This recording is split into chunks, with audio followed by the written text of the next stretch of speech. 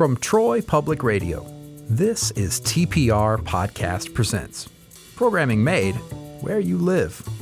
I'm Austin Toy. Every week, we bring you selections from one of Troy Public Radio's 17 locally produced podcasts. Early this month, Israel and Hamas agreed to a ceasefire in Gaza. The agreement brings a tenuous peace to a territory racked by 2 years of war. On this selection from Speaking Globally, Ambassador Richard LeBaron joins Major General Walter Givhan to put the ceasefire agreement into context. After 2 years of bloody conflict, there is finally a ceasefire and the exchange of hostages has taken place. Some observers say that's the easy part. What is your assessment of the viability of the agreement and the willingness of the players to take the next steps? Well, I think you're right. The ceasefire and return of hostages, return of prisoners is a movie we've seen before. It's a movie the Israelis and Palestinians are quite familiar with. So although it's extremely important that it happened, given the devastation that was continuing to take effect or occur and the continuing horror of hostage holding, I think it is absolutely a essential, but absolutely only a first step. And the next steps in implementing the agreement will be extremely important and extremely difficult. We are looking at things like inserting, for example, an international security force to maintain security in the Gaza Strip.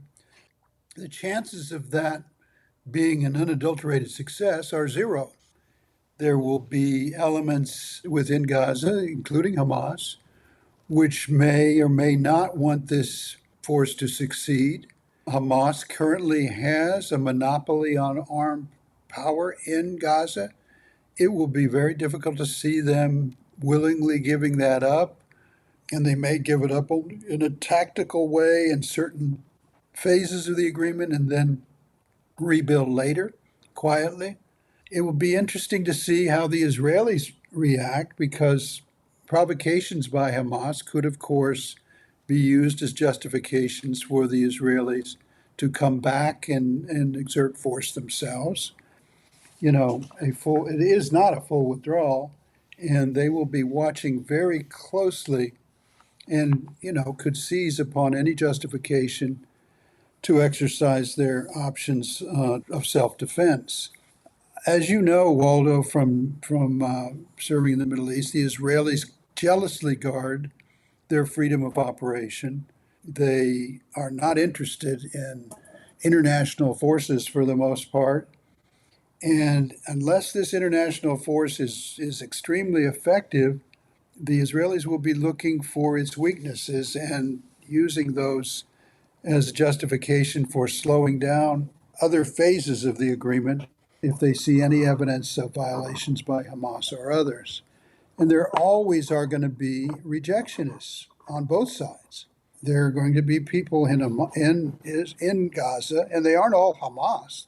There are some people that are much more radical than Hamas who will want to see this agreement fail, who will have no sympathy for an agreement that leaves the Israelis in Gaza at all, who will use that as a justification for attacking them, perhaps. And the general population, of course, which has been devastated. I mean, more than 75% of the structures in Gaza have been destroyed. Schools have disappeared, 90% of the schools, 95% of the hospitals, according to some figures. I mean, this creates an environment of sustained poverty in Gaza and lack of services that will not quickly be replaced, and the bitterness will persist among the population, not just among Hamas, but among the hundreds of thousands of people who will be affected by the difficulty of daily life. And they will not blame Hamas, I don't think. So this is a long, difficult haul.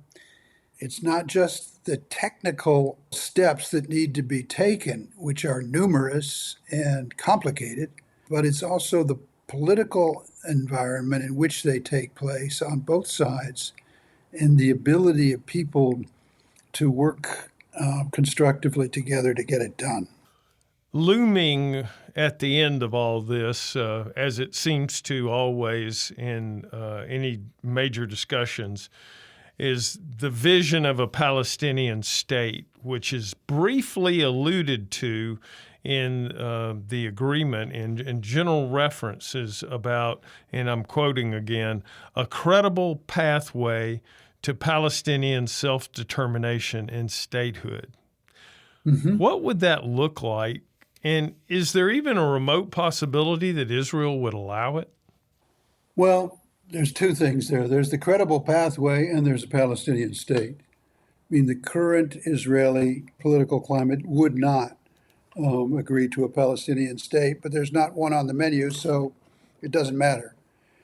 The pathway is important, and we've called these things pathways before. We've had other terms for them in the past, but there's always an element of pathway, and it starts with security. It starts with security for Palestinians and security for Israelis. You need a sustained period when neither population feels threatened. And this is especially important for the Israelis because they have the ability to intercede militarily at any point if they feel threatened. So, you have to see an end of terrorism, virtually an end of terrorism. You have to see some element of responsible leadership among the Palestinians. You have to see the notion that there are not going to be militarized groups within the Palestinian territories, Gaza or the West Bank. And then you can go from there. And so I think that pathway, it's important to talk about it. It's important, I think, to keep a Palestinian state on the horizon.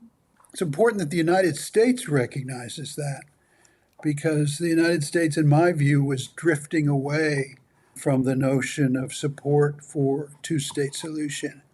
And I think this administration, I think it was nudged back in that direction by cooperating with Qatar and Saudi Arabia and the UAE to maintain some hope for such a prospect.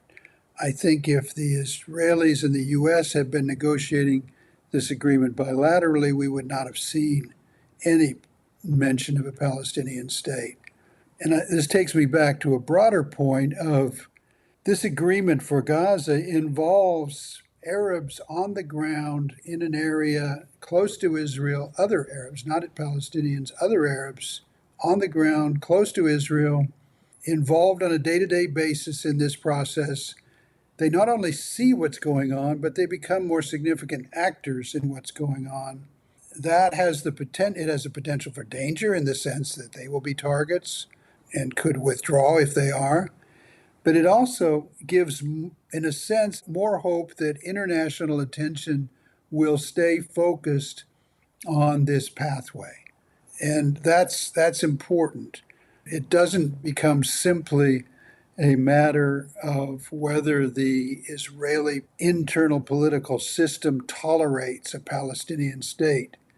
It also becomes a subject of international concern, just as, the recognition of a Palestinian state by some European powers and others had no practical impact, but in my view had some symbolic impact of saying to the Israelis, we are looking at this issue. We are not abandoning it.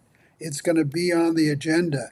You cannot ignore it. You cannot pretend like it's never going to happen. So that's important. Prospects of a Palestinian state within 5 years, I would say, are zero. The prospects in 10 years, if everything goes right, 50%.